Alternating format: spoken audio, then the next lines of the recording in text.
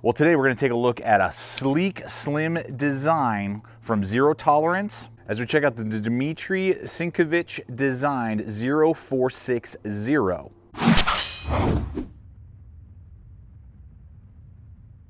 Well, that's right, folks. Welcome back to another video here at Gideonstactical. Really looking forward to taking a look at this premium zero tolerance folder with some really unique designing. This has a really unique handle, really cool sweep up blade. We got premium materials, USA made with S35 VN steel, ball bearings, titanium, carbon fiber. I mean, we got a lot going on in this blade that we're going to talk about. This little brother to the 0462, which is the larger version. So throughout this video, if this knife connects with you but you want something a little bit bigger, there is a larger version that is currently available. But we'll also be running it up against some other premium blades, including my loved 0609 RJ Martin designed folder. So we're gonna have some fun looking at some premium materials, premium pocket knives designs today from Zero Tolerance as we take a look at this blade. All right, folks, let's go ahead and get to it. We'll talk about the business end of this blade. Very beautiful. Love this thing. What we do have here is this beautiful sweep, and I love the fact that the tip is higher than the handle from most respects. So it has this really wicked sweep up, which really connects with me. I really like that aspect to the blade right out of the gate. Now, as I showed you guys before, S35 VN steel, that's a CPM S35 VN, USA made. Really, really good steel. I like that steel a lot. I know it's not in this day and age, quote unquote, a super steel, but it is a premium steel. It resharpens well, it holds a good edge, and it's definitely better than a lot of other stuff out there on the market. And again, I just love that like continuous sweep, man. Just look at that. And so what you're looking at here on the overall blade is the overall blade length is 3.25 inches. It's an eighth of an inch or 0.12 inches thick. You can see there as well that it's a pretty stout blade all the way through till the transition right here. Then it starts to go down. And so the tip is precise, but it's still got some strength in it. So even though I would rate this as like a gentleman EDC folder, because it is light duty, it has ball bearings, you know, all that type of stuff, the blade itself is not this like really delicate blade that you have to be careful of. It's stout. It's got a saber grind or flat grind on it. So it's stout, still very good at slicing and cutting and doing all the things that you're going to want this blade to do with that continuous sweep as well, and precise to be able to pierce and penetrate packaging and things like that. But it doesn't feel as delicate and like you're going to break it as some other gentleman or light duty EDC folders that are out there. So the blade shape is unique. It stands out from the crowd. Great steel, good grind angles, nothing to complain about. Very good performer with this design. Now we'll go ahead and hit lockup, deployment, all that stuff.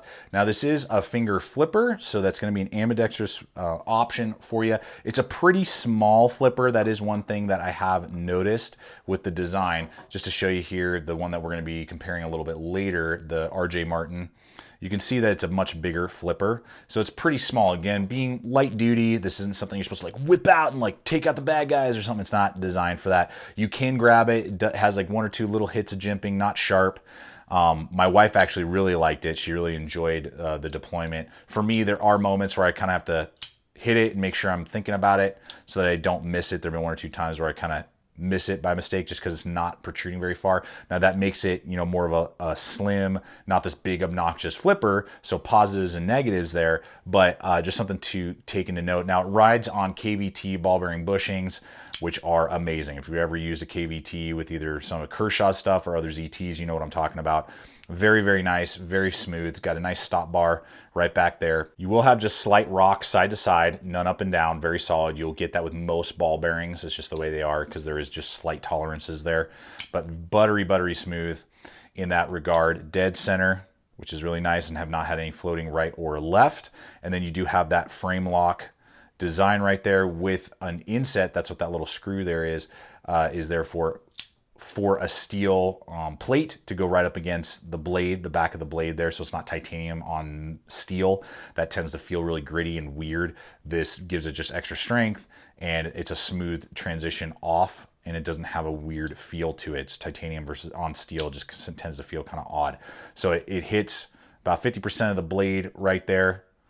no issues. And it's designed in such a way, you know, with frame locks, sometimes you can put they may be designed where your finger rests in an area that it really shouldn't, and then you're kind of pressing and it's hard to deploy. That's not the case. They've got plenty of flats right here to make it very easy for you to deploy. I've never accidentally squeezed the frame lock, causing it to, you know, not want to open because of the pressure I'm putting on it. If you ever have a frame lock and you're having issues opening it, that's the problem 9 times out of 10, is that your finger is putting pressure on the frame lock, squeezing it ever so slightly, and then it can't overcome the detent.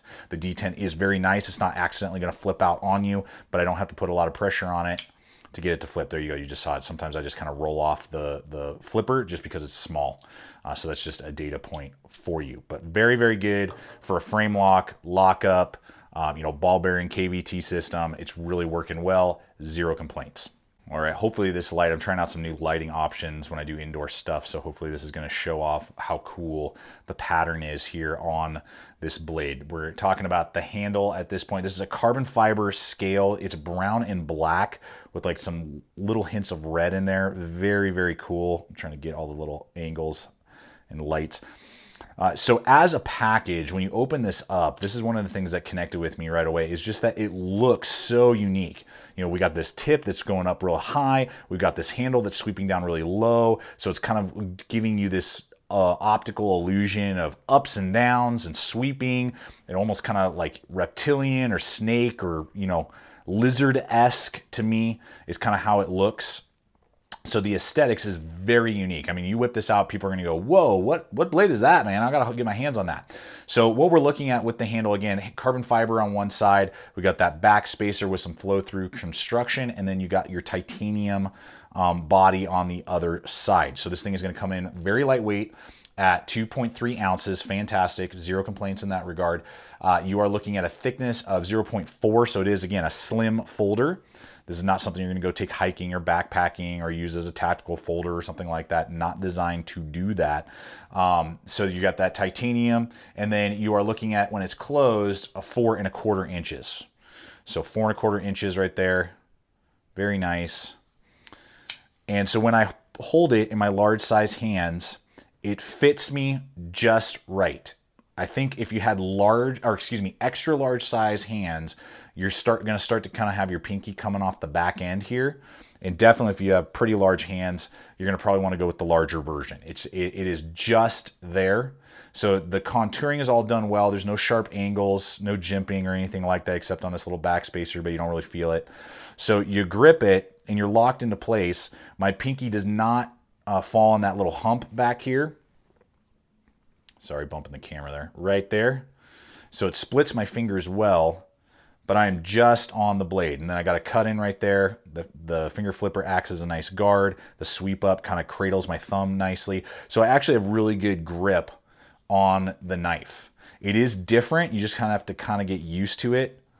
It wasn't awkward. But I feel like this area back here will either make or break it for you, depending on the size of your hand. Either if your hand is a little smaller and then your pinky is resting like right on that hump, you'll find that it's very uncomfortable. Or if you're extra large, you're going to find pretty quick that your hand is, you know, starting to come off. So just something to consider, data for you to think about. I wear large size gloves again, and it fits just fine. Splits the pinky, and it's unique though. You know, it's a different feeling folder, but you can just see this blade sweep there. I mean, it's just sick. Really, really cool overall handle design, and just very unique. Now, something that's a little odd to me is that, one, this is not an ambidextrous folder. You cannot swap the pocket clip. This is a righty only. Now, it's a nice blacked out pocket clip with only about I'd say 3/4 of an inch, maybe a little bit less, sticking out of your pocket. It would have been nice with this design to have a loop over pocket clip, honestly. That would have been cool. But as it stands, it's not bad. There is no lanyard attachment either. So they're kind of limiting. I know some of you guys like to really, you know, trick out lanyards and stuff. Some of you don't. But there's no lanyard option, and lefties are out of luck. So it's a little odd to me that they went that way. So they are eliminating about 10% of the market by not offering the ambidextrous pocket clip. But that's just something that you'll have to consider when you're looking at it. But blacked out, decent, pretty easy to pinch and pull out. and use the blade, and rides nicely and will not take up really any space or problems in the pocket. All right, so now we're gonna go ahead and hit price with you. Now this guy runs for just under $200, about 195 to 196 bucks is the normal going rate for this design. I think there might be a couple other little options that are out there, maybe a different handle scale, you know, depending on where you look. You can pick these up over at Amazon, Blade HQ, GP Knives I know sometimes has them, so you can check those hyperlinks below. I did go out and purchase this, so we appreciate when you purchase through the hyperlinks that we offer to you if this design connects with you. If it's not, or there's some things that you're maybe a little leery of, totally get it. That's what I'm always wanting to do here with these videos, and give you content so you know what to expect and whether or not it is the knife for you. Because particularly at, you know, basically let's just say 200 bucks with tax and stuff, I mean, that's a pretty penny. You want to make sure that you know you're getting, you know what you're getting, and you can expect good things out of the knife if it's the design that's connecting with you. So again, hyperlinks for you guys below. Now, as a competitive option, I wanted to run in another ZT knife right here. And again, this is the 0609 RJ Martin design. I've had this for about a year now. Love this blade. I mean, if you were to ask me like what's basically like your premium favorite blade, it is this, you know, RJ. So the blade shape is a little bit different, you know, more of an organic, natural blade shape than what you may see on the 0460. This guy will be more expensive. This guy's gonna run you, I think I paid like $220 for it. They go between like $220 and $260, just depends on options, where you're picking it up from, you know, all that type of stuff. So again, we'll have links for you guys below if this one's connecting with you more. Now, the difference, positives and negatives. One, this comes with CPM 20 CV steel. That is a super steel. It'll have longer edge retention. I've found that it actually is pretty, I mean, still, you know, super steel, so it's not easy to resharpen, but it's easier than some other ones out there. Great, you know, high saber grind here. The drop, very similar blade length, all that stuff, but you are getting a higher end steel that will hold its edge longer than the S35 VN. Now, it does run on those same ball bearings. It's not quite as smooth. It's very smooth, but it's not quite as smooth as this guy. This guy is even smoother on the 0460. So this one's not quite as smooth. Frame lock. The pocket clip is the same design, but this one is ambidextrous. The RJ Martin is ambidextrous. The frame lock, the flipper is bigger, excuse me. The flipper is larger, so it's easier for me to engage and flip with my larger size hands. The cutouts are a little more natural than the major sweep. It's just different, but it's a full titanium handle versus the carbon fiber and titanium. That's part of the reason why they can do the ambidextrous pocket clip. Full flow through construction there. Now, the one critique though is that this has a very unique pivot system, and you actually have to have a special tool to adjust the pivot. Now, I've never had to adjust the pivot, but if you like adjusting pivots, if you think that might be a need at some point, if you want to take apart the knife, you actually have to spend about 15 to 20 bucks and buy a separate tool to remove this. Now, I think some of them are now coming with that. Mine did not. I bought it a while ago. I heard that now they do come with the pivot tool, so you might need to do a little research, but you might have to invest even another $20 to get a pivot tool on the RJ Martin. So some people hate that. Some people don't mind at all. I didn't really mind, but it's just a data point that I want to give you. So just want to run in that for a competitive option for you guys, a little bit more expensive. But if you're going to spend $200, maybe you're going to spend $240, $260, you know, for some of the extra upgrades that the RJ Martin would have over the one we're looking at today. Well, folks, to bring this video to a close, though the designing is super unique and it definitely performs well, if you had to ask me, because, you know, $200 or more dollars, that's serious money. And for a lot of you, I mean, that is like the knife you're going to buy this year.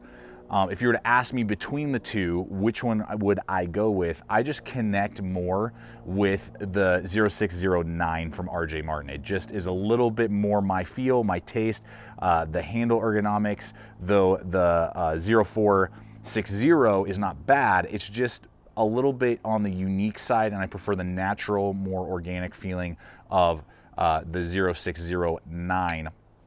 And just some of the other things that we've talked about in the video. So But for some of you, this may not connect with you at all. Some of the specifics, you know, like with the pivot and things that we talked about and the little bit more expensive price point may not be enough for you to go for this. And this design just makes more sense or is just really connecting with you. It's a super sick slicer that is a great performer. It just depends on what, you know, connects more with you. For me, it's this one.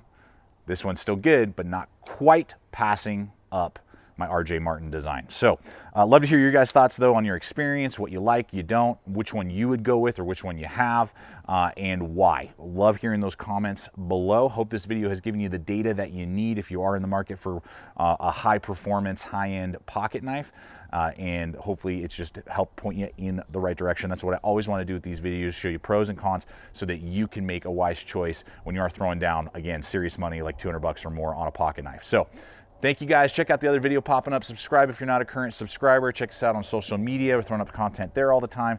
And always remember, stay equipped, stay prepared, and we'll see you out there.